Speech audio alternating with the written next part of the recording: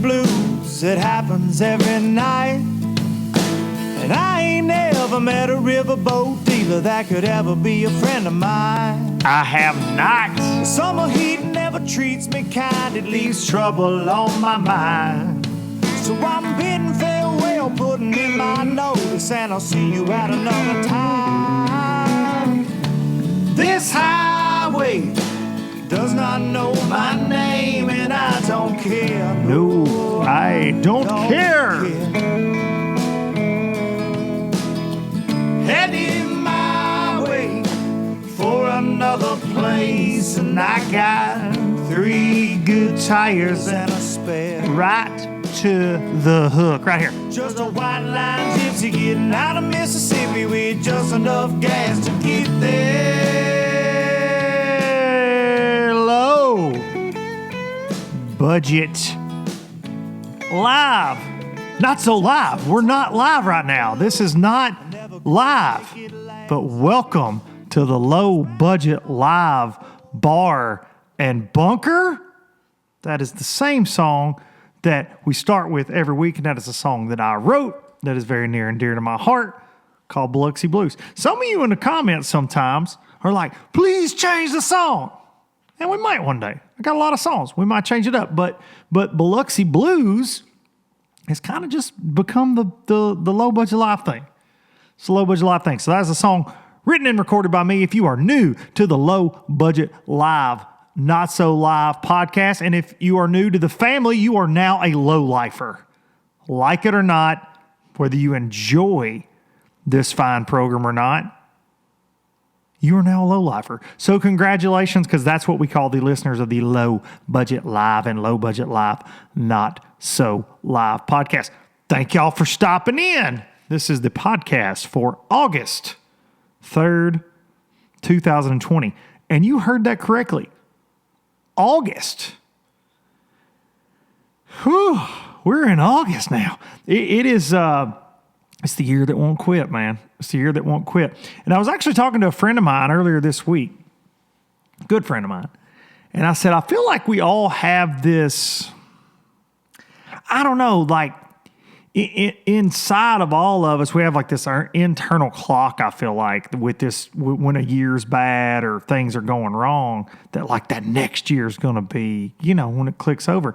And with all this insanity we got going in the world, I don't know if it's going to click into 2021 and just be better, you know? I was talking to a good friend of mine about that. You know, will tournaments be any different in 2021? Will sporting events be any different in 2021? Because of all the hysteria and you know, seriousness that comes with some of this Corona stuff. I mean, it's a wild time. So in August, so not too many months left in this crazy year. And you know, I remember thinking back in March, oh man, if we can just get to June, like the summertime will make this craziness go away. And that's just not been the case. We are definitely adapting, I feel like, as a country into what we need to be doing. And I feel like we're doing it well in a lot of situations, you know, and trying to get things back online and going. So August 2020. So welcome. Glad to see you. I can't really see you, but I'll see you in the comments later if you on the YouTubes. If you're listening on Spotify and iTunes, I appreciate you. It's been a big week. We are over 150,000 downloads on those platforms there. And this week, and it may not sound like a big deal to some of you, but to this little old country boy from Tennessee, is a very big deal. We went over 10,000 subscribers on Luke Duncan's Travel and Circus YouTube channel, and I can't thank each and every one of you. I try to do it every week, but I can't thank y'all enough for that. Can't thank you enough for the love in the Show Up and Shut Up series presented by 6 Cents. Me versus Stupid Dumb Darian. And we got it done again this week. If you haven't watched that, spoiler alert, but I'm up 3-1, baby. 3-1. Hopefully we can close her on out this week. And then we're just going to start another one. We're having so much fun with those. But actually, Darian just sold his boat, so it's fixing to get interesting. But what we're going to do. But going to try to close it out. We're going, he's getting to pick the lakes from now on. He says it's like serving in tennis. match point. So here we go. This week, I don't know what the rules are going to be. I don't know what we're going to do, but really appreciate everybody that watched that, commented on that, having a lot of fun with those. And certainly appreciate 6 Cents for putting that on. Just like I appreciate the fine folks from StarTron and Starbright Solutions. StarTron, kicking ethanol in the teeth, getting it out of your weed eater, getting it out of your chainsaw, getting it out of your pickup truck, getting it out of your outboard engine, because nothing ruins a good day on the water like StarTron. Dang, I read it wrong. Nothing ruins a good day on the water. Damn. I had to do a voiceover ad for them this week, and I nailed it. And it is nothing. It was their tagline. I was trying to slide it in here on Low Budget Live. Damn, y'all. That's why I should never try to read something that somebody else writes. Nothing ruins a good day on the water like ethanol and an engine that won't crank. So that's why we use StarTron. But I said nothing ruins a good day on the water like StarTron. I mean, that would be so if you drank it, right? It ain't gonna ruin your day if you pour it in your gas tank. So sorry. Sorry, guys. I'm getting lots of videos from y'all shaking the StarTron bottles and sending those in and tagging me when you buy it, and support people that do support the Luke Duncan Fishing, Luke Duncan Traveling Circus universe, Luke Duncan's Low Budget Life. So I really do appreciate that very much. So thank you so much to those folks. Man, this is why I was never a guy, I guess, that did voiceovers for commercials. I just knew I would screw it all up, but StarTron. All right, moving on. What? I'm telling you, I'm going to call this section the ultimate. This is the ultimate. Like if this was one of those sports shows, you'd flash up the title at the bottom of this segment. But this is in the ultimate mom's basement internet troll ever news.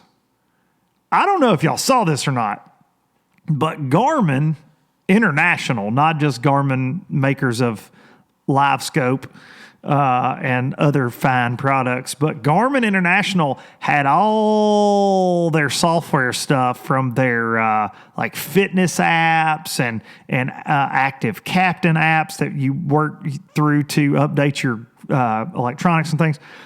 They had it all hacked by a Russian hacker. It's like something out of a movie. And in this mom's basement, he's probably a little bit more advanced than mom's basement, held it all ransom for $10 million. Now, it is against the law in the United States to negotiate with said web terrorist. So they didn't pay it, but they were able to reconfigure some things and get it back online.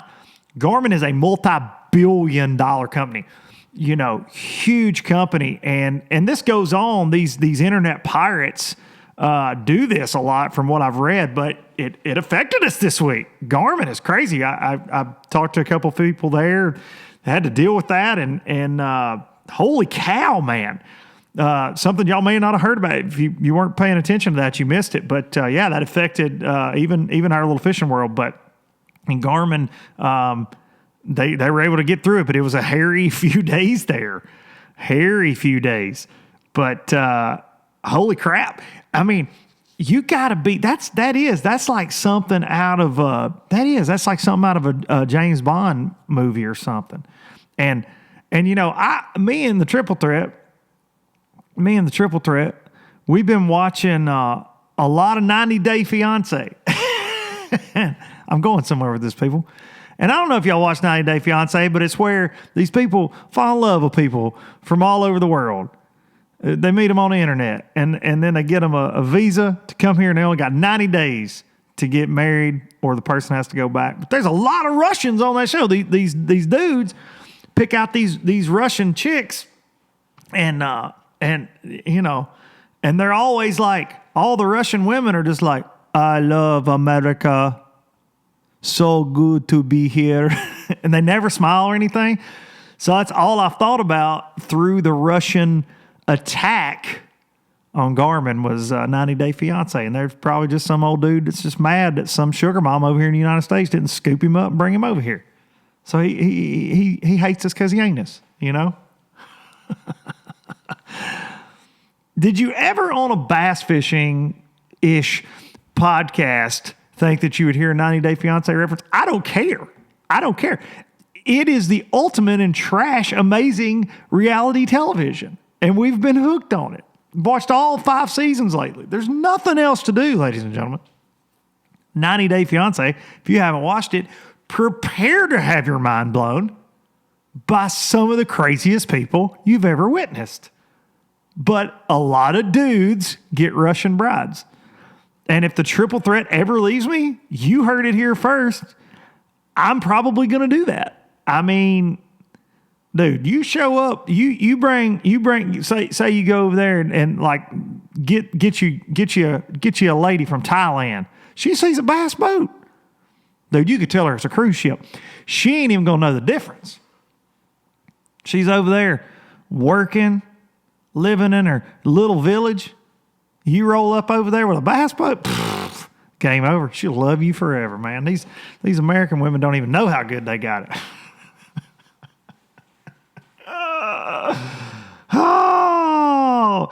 There's more to talk about than this. I'm just really enjoying myself, guys. We actually had this conversation today.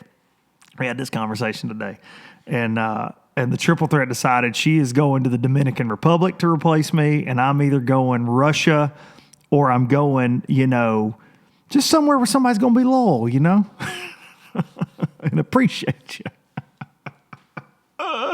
She'll kill me when she listens to this. We had this conversation today, though. Really funny at my house. The things that get talked about. That's for sure.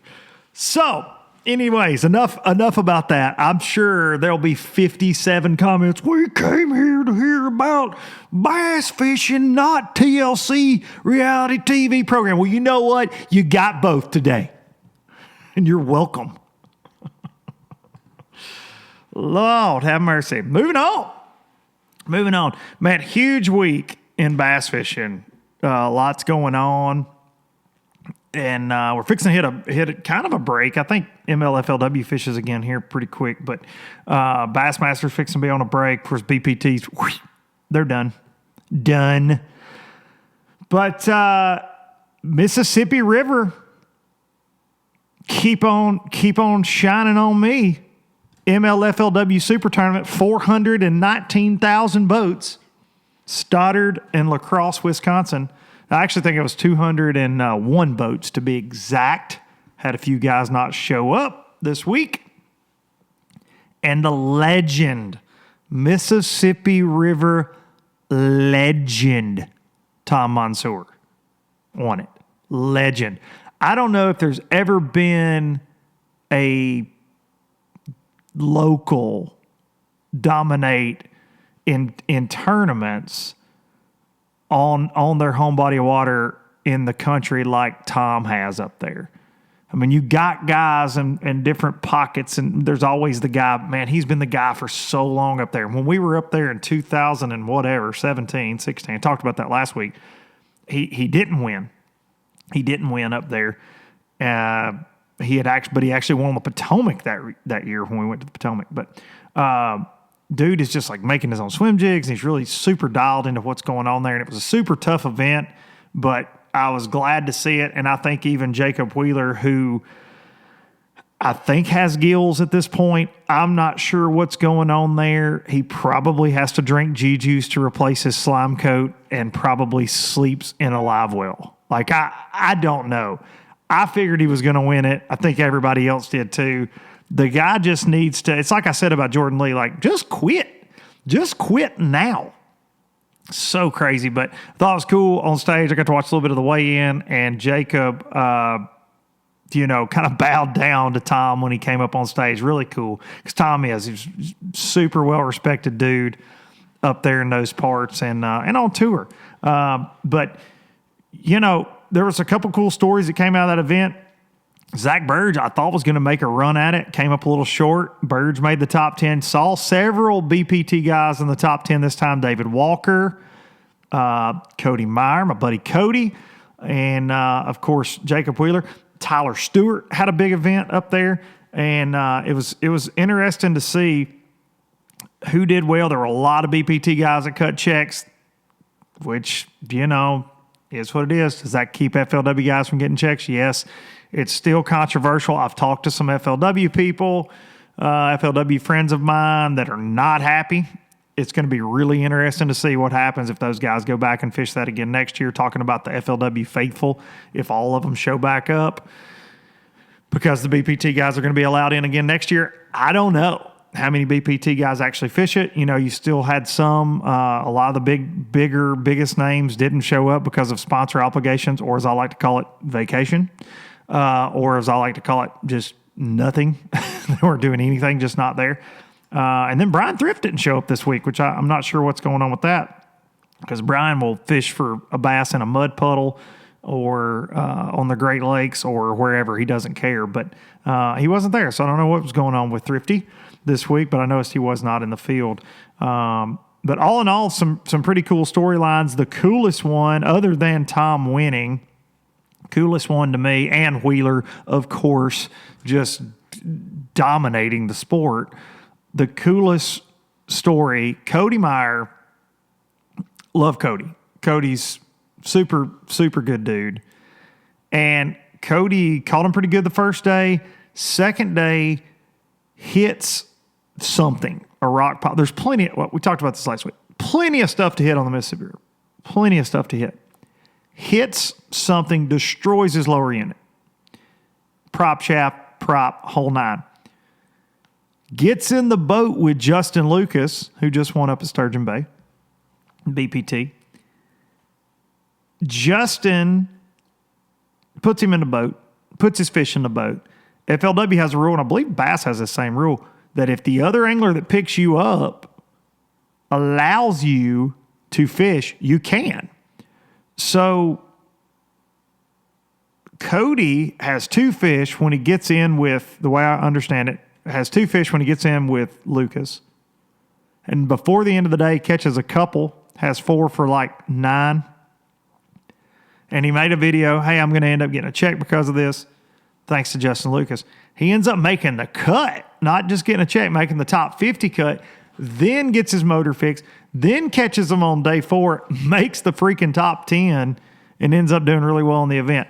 That is, to me, what separates bass fishing from other sports right there. That kind of story, that kind of sportsmanship, even though you're beating your heads against the wall trying to get a check on a stingy river, you pick up your brother. And then after the event, Justin went and towed him in. You don't see that as much in other sports, man. It's really cool that's how our sport is. I have a Tom Monsoor story that I have to share. In 2015, I believe it was. I think it was 15. No, 2013. I fished as a co-angler in an FLW Tour event on Smith Lake in Alabama. Day 1, I draw Monsoor.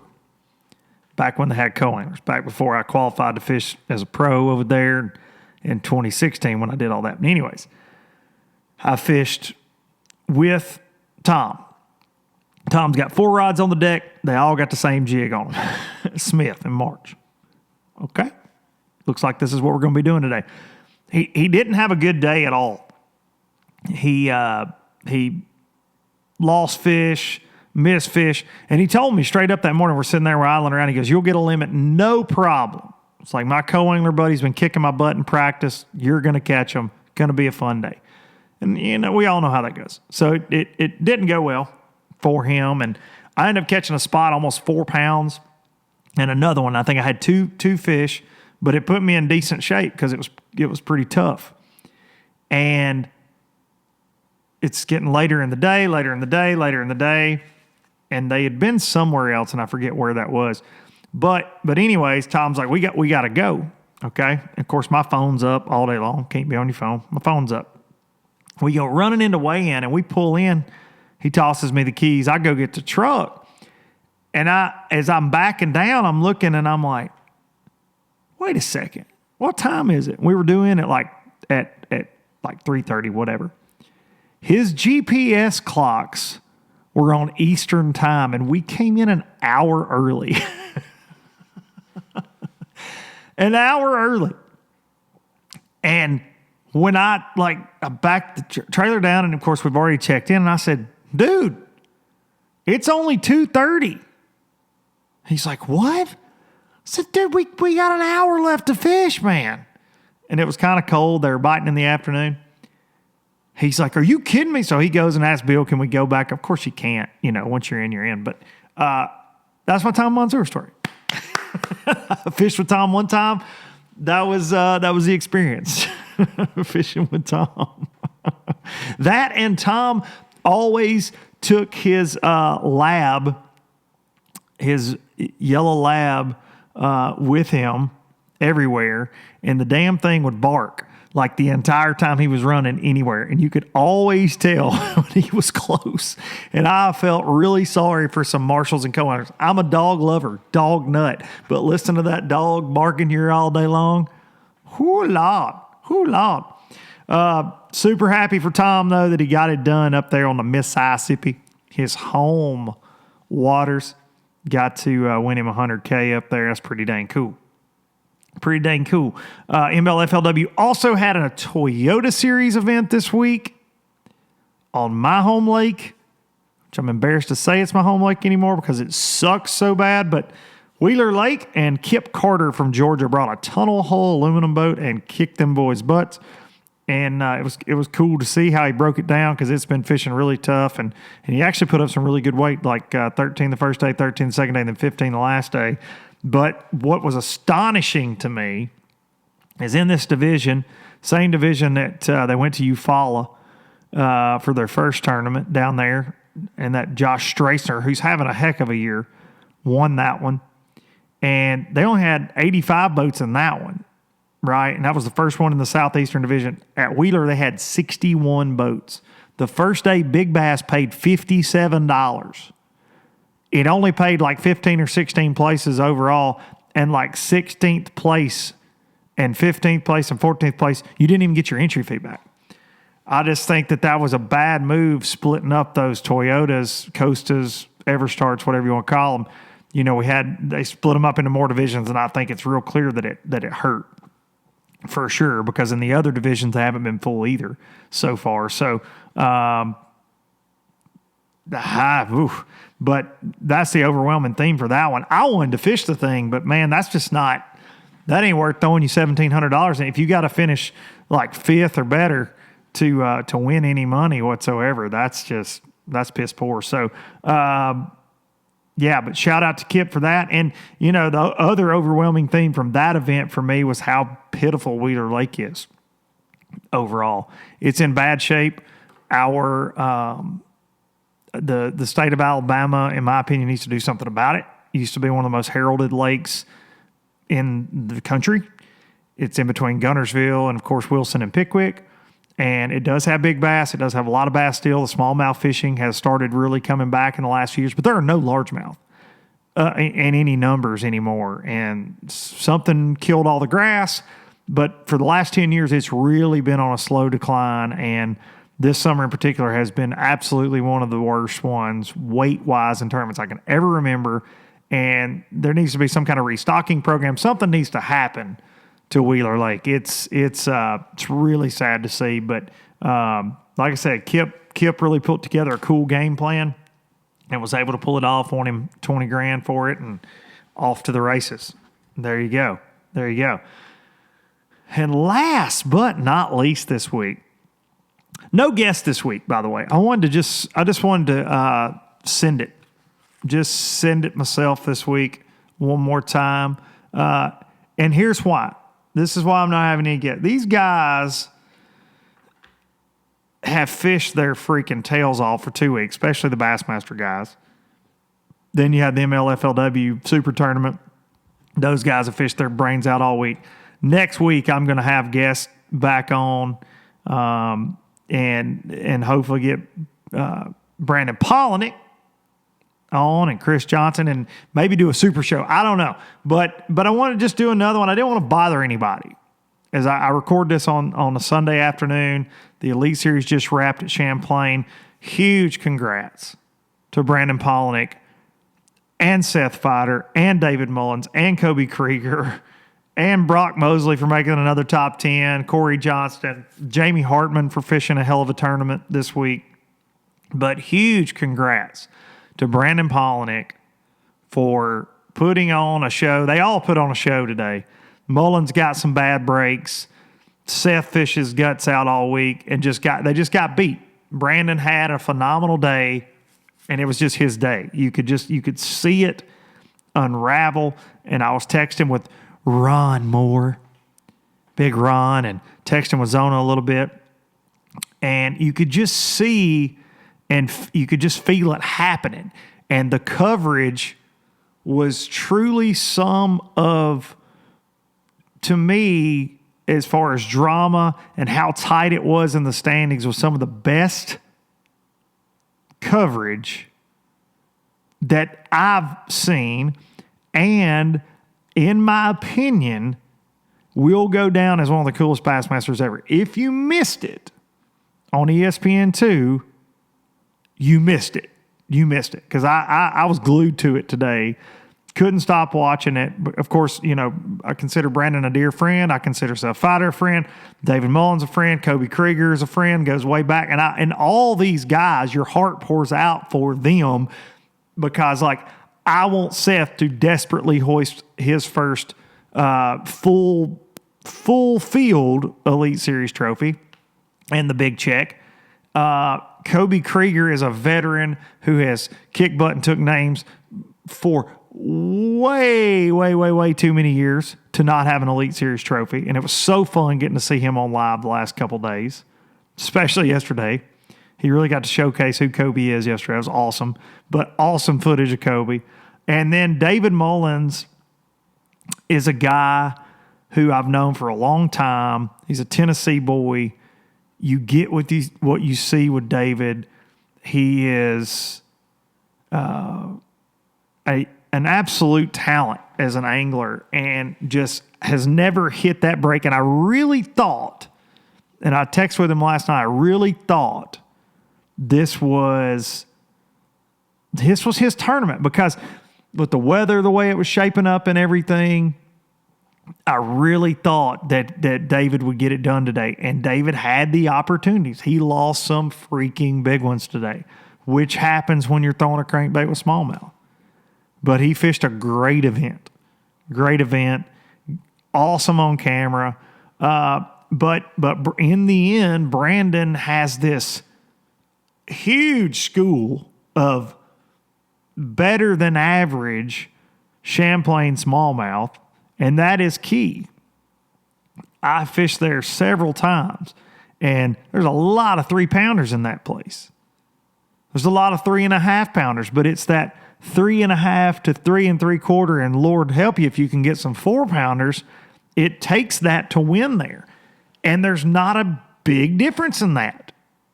It's crazy, and it comes down to finding a school of them. Sometimes finding the certain area that they're weighing a little heavier in. They kept touching on this on Bassmaster Live. That it is you're watching them, they just smashed them all week. Champlain showed out. It absolutely showed out. From Seth Fighter catching big largemouth the first 2 days on a jig, the coverage was great. Jamie Hartman smashing smallmouth on a Carolina rig, catching some big largemouth as well. And then, Polinick catching smallmouth on a drop shot, utilizing his electronics to the max.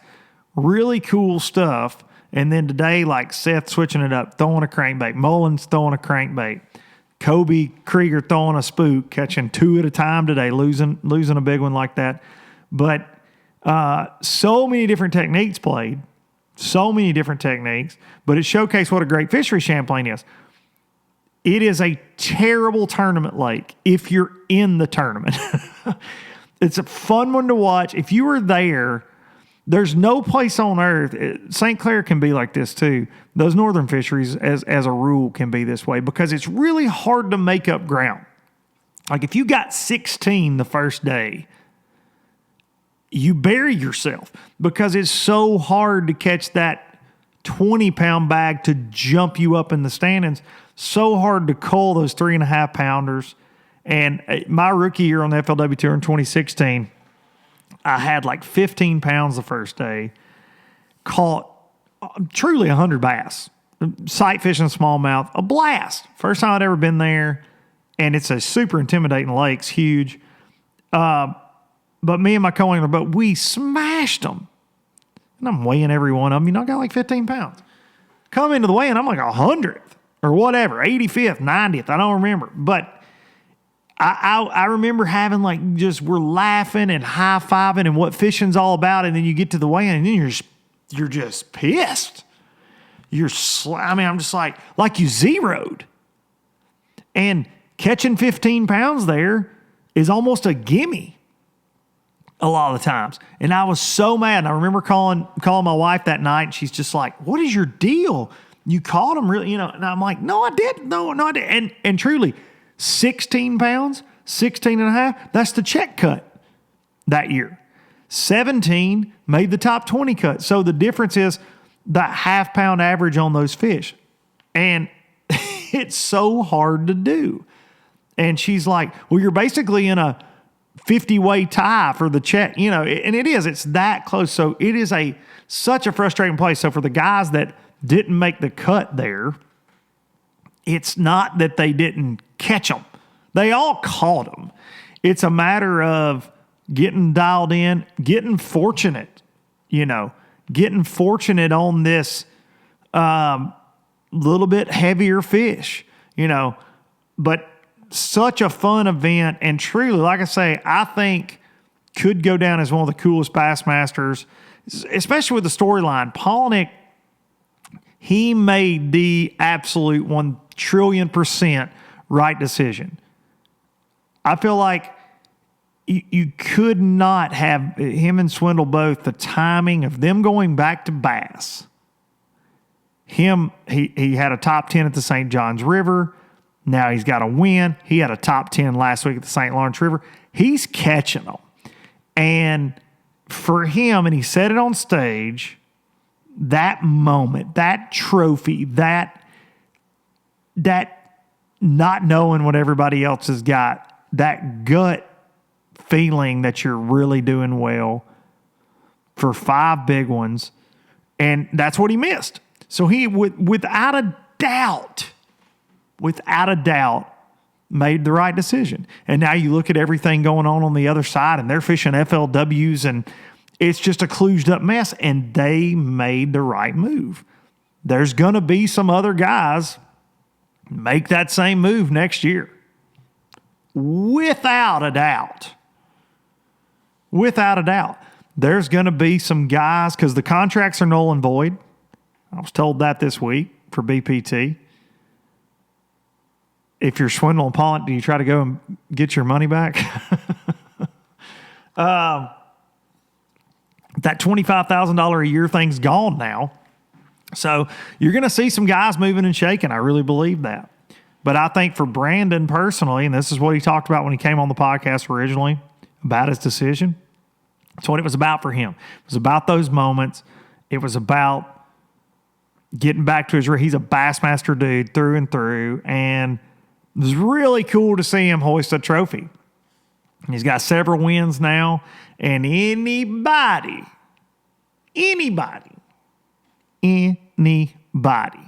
that thinks that field over there is inferior or don't catch them, you ain't keeping up very much. They're smashing. Those dudes are catching them, because you look at a guy like Swindle, he's having a rough year. And it's just a testament to the young guys that are over there and the guys that, aren't on a lot of fishing fans' radar because they hadn't been following them for 15 years. They're smashing them over there, man. They're smashing them. And it's the same as FLW. Same as the FLW guys you've never heard of that occupy a lot of those check spots fishing against 50 whatever of the BPT guy. There's a lot of great fishermen in this country, and just because their name's not Van Dam or Swindle or whoever, fans don't necessarily know them. But man, if you're watching, you're missing out on some fun stuff. That's for sure. That is for dang sure. For those of you that are new to the show, this right here, I'll tell the story real quick.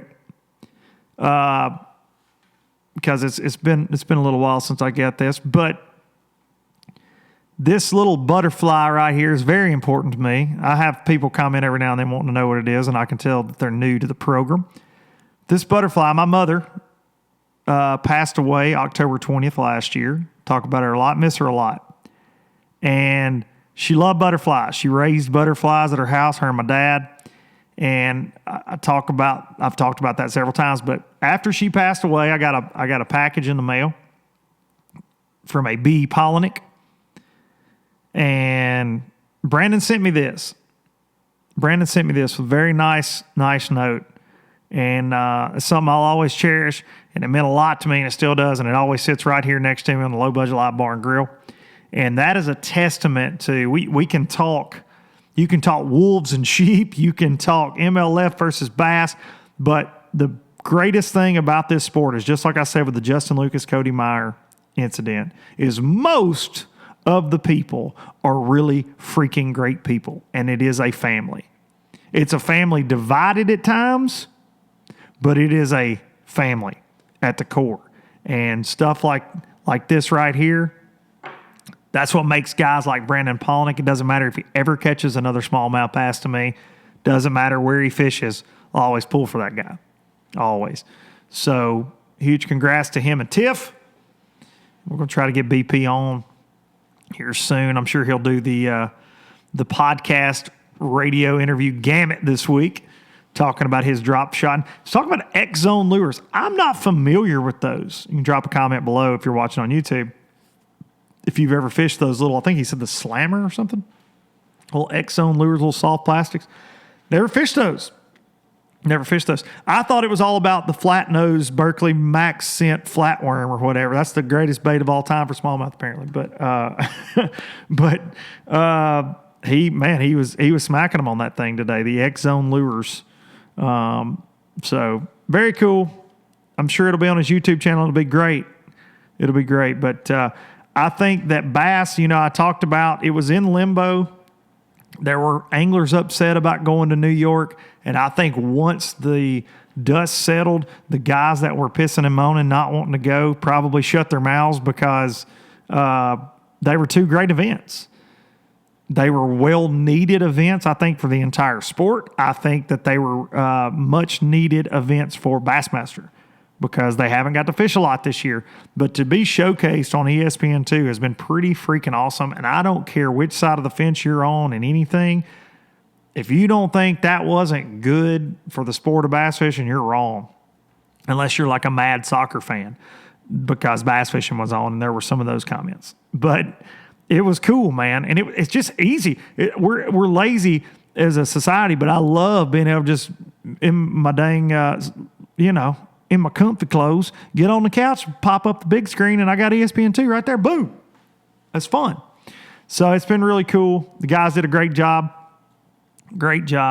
And I'll be honest, I did not get to watch, for two reasons. I didn't get to watch as much of the Super Tournament live coverage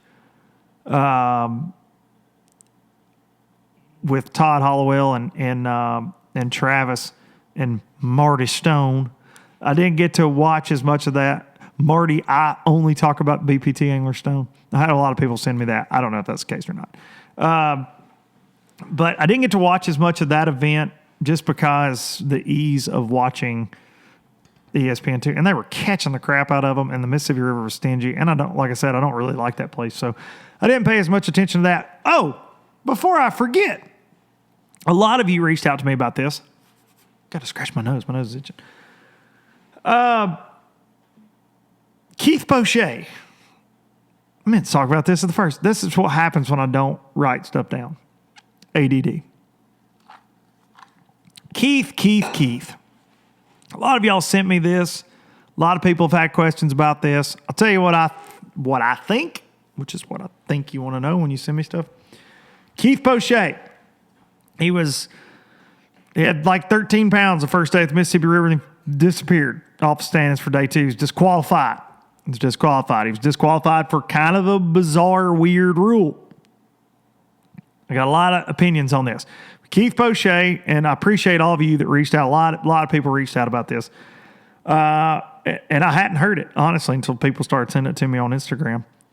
But Keith runs an aluminum boat, an aluminum Ranger, or Triton, aluminum Triton, on the BPT.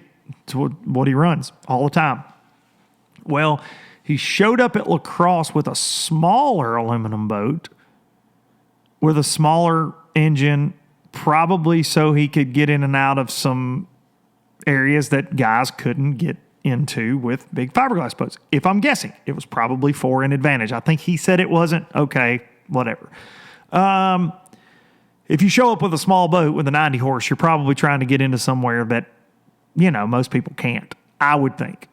Because my 520L is not going into places you can get a small aluminum boat with a 90. But anyways, FLW has a rule, and it's the John Cox rule. That's what I like to call it. It's John Cox rule. They can correct me if I'm wrong, but I believe it's John Cox rule. John Cox won on the Red River infamous tournament. If you've never seen it, he pushed his boat through a culvert. It's incredible. But he was in a little Crestliner that he owned, and it had a 90 on it, and I think he fished the entire trail out of it. Anyways, he wins, but a lot of people complain, hey, this is not cool. And so FLW has a minimum horsepower rating. They say it's for safety. I don't disagree with this. Minimum horsepower rating of 150. Keith Poche paid his entry fee, I think. I think the BPT guys are paying entry fees. There's some rumors they're not into FLW. I don't know. Personally, don't really care. But he paid an entry fee into an FLW. He didn't read the rules. So is the rule weird? Yes. Does he have the right to gripe and complain and make videos and say, I'll never fish another FLW again or whatever? I saw the video. He was mad in the heat of the moment. No. Read the rules, dummy. I mean, that's my thing with it. Read the rules. If you're in any event, you better know the rules. They ask you sign waivers saying you read and understand the rules. And every tournament you ever fish, pretty much. So read the rules. They let him fish the first day. It's probably crazy at boat check. Nobody probably noticed it. Somebody protested him and they DQ'd him. That's how things work. But you got to read the rules. Whether you agree with the rule or not, you got to read the rules. Now, I'll say this. Bassmaster has a rule where you have to start the season and end the season in the same boat, barring an emergency, mechanical issues, whatever. And what that rule is there for is so if I, Luke, have a super cool tunnel hull, Haute Defoe aluminum boat and a cool bass boat and another aluminum boat, I can't pick and choose which event I want to use those. I get the rule because they try to create a level playing field. And that's pretty much what FLW is trying to do with that rule as well.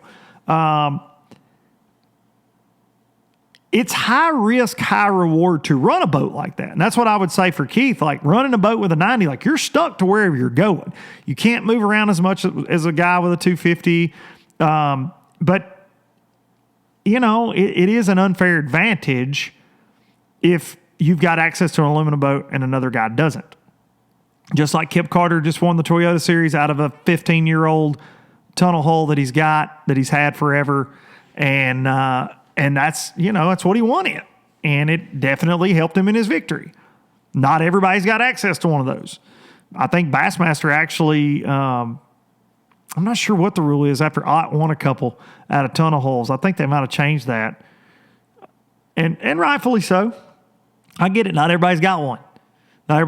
Used to you could show. I had a jet drive. I actually sold it because you can't use them in any kind of tournaments anymore, really. I used to fish BFLs years ago out of a jet drive, little jet drive. And I get it. Not everybody's got one. So now FLW's rule is 150 minimum. But yeah, a lot of people sent me that. I just think you got to read the rules. You got to know the rules. Somebody from FLW probably should have caught it day one, but there's a lot going on at a blast off with 200 boats, Lord knows, in the dark. So nobody probably noticed it, and somebody probably didn't know the rule, But I do think it's funny, though, if you're a BPT guy, and that's what you're doing. And Keith does well over there. He catches them over there better than he did at Bassmaster. He catches them over there, I feel like. And he caught them on the MLF, the TV show, too. But I feel like if you're a BPT guy, it's very strange. And I'll never fish another FLW event. Well, it's kind of one and the same. They're the same now. So, anyways, forgot to mention that in the beginning. That was something that a lot of you wanted me to talk about. And that's just where I'm at with it. I think the rule is, the minimum's a little strange because you do limit, Steve Kennedy, I think he had a 90 on a bass tracker forever on the FLW Tour for real back in the day. He used to take my money and BFLs in it all the time. I think it was a 90. It might have been a 115. But, there's a safety thing. You don't want to be at St. Lawrence River and something like that when it's blowing, but that's kind of on you. It's high risk, high reward. You might be able to slide somewhere nobody else can get. So I get all points on it. I understand he was mad. He was catching them. He was probably going to make the cut, have a chance at a top 10 there, I'm sure, fishing out of the boat. But got to read the rules, plain and simple. Got to read the rules. Just like I was asked yesterday, somebody said, does FLW have a rule against culling a dead fish? And they don't. They never have. I think somebody said that somebody culled one yesterday that was trying to die or was dead, and that's not against their rules. It never has been. I know it is with bass, and I think it is with several tournament organizations. I know even Miss K and the Alabama Bass Trail down here, they you can only weigh in one dead one, and you can't cull, and that's intense.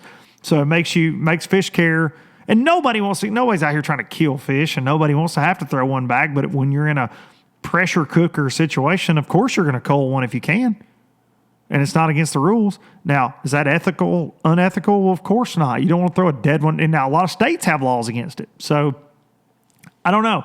But that's something I'm sure will change as MLF,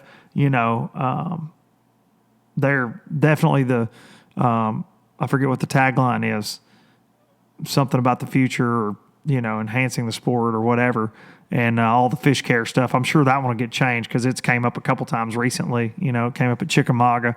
Jason Reyes called a dead one, then heard some stuff from up there too. So, it's a bad look. It's a bad look, but it's been going on forever. It just never was spelled out. It just never was written. So that'll get changed, I'm sure, for next year. Have no doubt. They've got one more event going into, they're at Sandusky, regular season event, and then they have the title event, they're calling it, at Sturgeon Bay. I forget how many guys go to that. No Forestwood Cup, of course, and the BPT guys don't qualify for the title event at Sturgeon Bay. And I think they're going MLF style in that. Every fish counts, I'm pretty sure. Maybe wrong. It was like that the first year, but a lot has changed this year, so I'm not sure. So only a couple more events for FLW. Bassmasters got several more coming up. Hopefully we can get them done. I feel like I'm on bated breath with the entire tournament schedule right now, and I think everybody that fishes them, of course they are too. It's a strange time, guys. Strange time. But just make sure you're watching as much bass fishing as you can, supporting the guys and supporting the people that support the sport. For sure. Lots of bass fishing was watched this week, I'm sure. But I think there's a week off, and then Sandusky Bay for the last FLW regular season event. And then the elites are at St. Clair, which they had a BFL at yesterday, and they smashed. It was like 25, 24, 24, 24, 24, 23, 23, 23,000 pounds of smallmouth bass. They caught a lot of them. A freaking bunch of them. Thank y'all for listening, guys. That's my rants and rambling and mouth running for the week. Thank y'all so much for listening. I can't thank you enough. Even if you don't like everything I got to say, thank you for coming back. Thank you for listening. Thank you for watching Show Up and Shut Up. We're going to get, hopefully, Game 5 filmed this week. We're going to figure out a way. I think stupid dumb Darian's losing his boat this week, so he may have to borrow a boat to get that beat down. We hope. But all the comments on that have been so much fun. Thank y'all for watching, and the views have been great. It's been really exciting to see. So thank y'all so much for that. I really, really, really appreciate that, and hope y'all all have a great week. Going to take you out of here with some Biloxi Blues. Be sure, as somebody reminded me last week, I forgot to say it. I always like to say it. Be sure to hug your dang mama. Hug your mama's neck.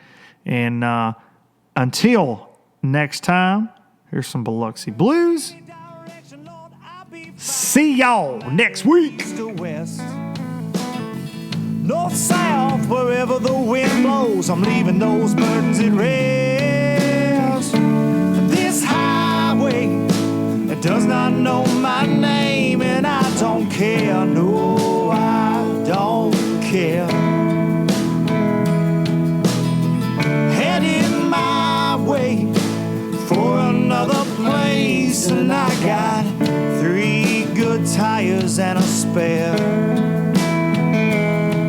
Just a white line gypsy getting out of Mississippi with just enough gas to get there.